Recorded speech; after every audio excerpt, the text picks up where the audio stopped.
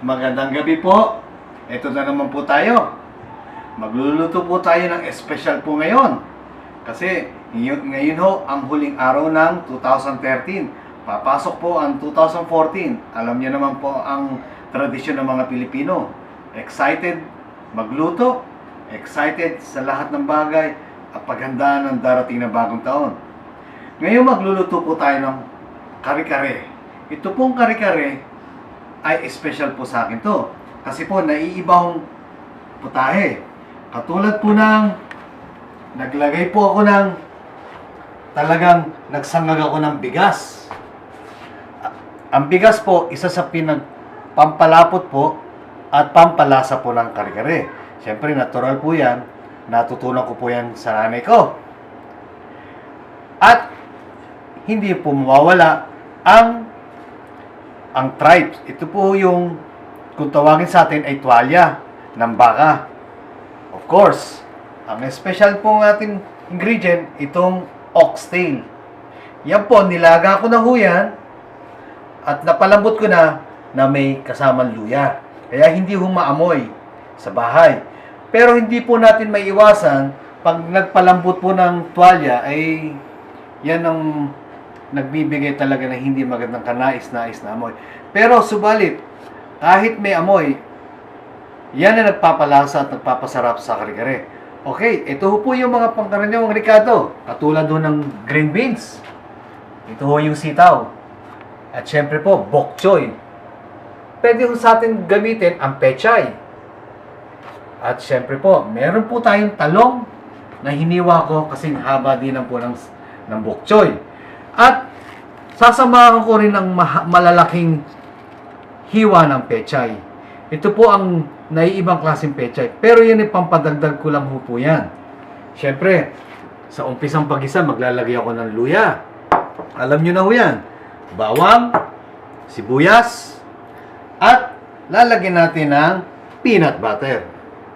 Okay, uumpisahan na po natin ang pagluluto ng kare-kare. Pero huwag niyo pong kakalimutan magpa-subscribe sa ating YouTube channel, Mga Lutong Pinoy. Marami pong salamat. Ito po yung paggawa po ng kare-kare na mayroong stripes na tuwalya. Okay. Una-una ang ginawa ko po, naggisa po ako ng luya at ng bawang at po ng sibuyas. Hinintay ko pong malanta ang sibuyas. Hanggang po sa malanta na po ng sibuyas, ilalagay ko na po yung oxtail po.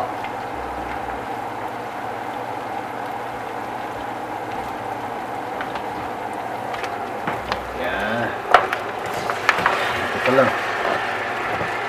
Kunin mo na siya. Yan po. Yan.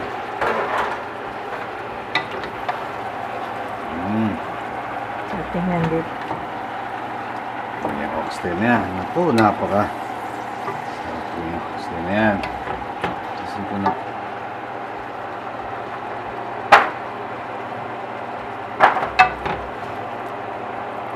Tapos talakasan po natin ang apoy. Yan po. Yan. At lagay po natin hintayin po natin uminit at gusto kumapit po ang sibuyas at bawang. Ilalagay na po natin ang tripes po. Pero bago lahat, lalagyan po natin natin kakalimutan po, timplahan po natin ng patis ng konti.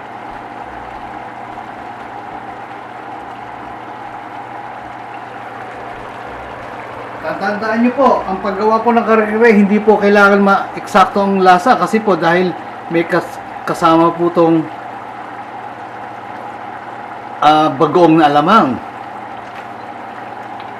Iba po, tinitimplahan na po yan, pero ako hindi ho. Mas magandang habang kinakain ang kare-kare, kasabay po ang bagoong alamang.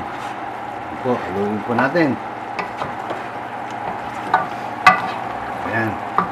At, okay. Tatakpan po natin ngayon ng nun. Okay, ito na po yung pinalambot ko na ho rin yun yung oxtail. At minix ko na rin yung tripes, yung tuwalya po. At syempre, pagkalagay ko po, nilagay ko na rin ho yung asyuete, pampakulay ho. Yung yung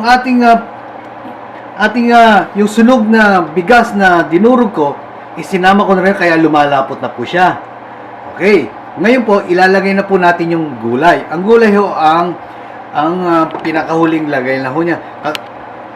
Katulad po niyan, at nailagay ko na rin po yung peanut butter at dadagdagan ko pa ho ng konti. O sige po, papakita ko po sa inyo ang pag-mix po ng gulay dyan.